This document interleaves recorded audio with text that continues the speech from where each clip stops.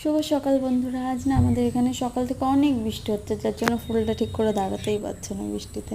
সকাল সকাল আমি স্নান করে পুজো দেওয়া হয়ে গেছে এদিকে। আর এই যে পিঙ্ক কালারের যে রোজটা দেখতে পাচ্ছ, এটা আমার বর এবারে রোজ ডেতে গিফট করেছে, পুরো গাছই গিফট করেছে, এত ভালোবাসা।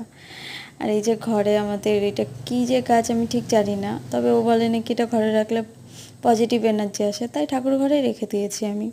আর এইদিকে সকালবেলা আমি বাবলুকে বলছি, বাবলু তুই কি কিছু খাবি? ও বলছে না। ঠিক আছে চল, তোর কিছু খেতে হবে না, আমিই খাই। সকালে মা বানিয়েছে উপমা, টক দই আর একটা মিষ্টি। কি এখানে সকালে কেউ ভাত খায় না, তো এরকমই নাস্তা করে।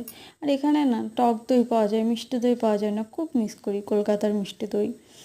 তো সকালবেলায় দিকে পাখিদের খাবার দিয়ে দিচ্ছে আমার বর। ওরা আজকে বৃষ্টির জন্য একটু দেরি করে এসছে। তো আমার সকালটা তো এইভাবে কাটলো। তোমাদের কেমনভাবে কাটছে কমেন্ট করো, একটু কমেন্ট করো, আমার কমেন্ট পড়তে খুব ভালো লাগে।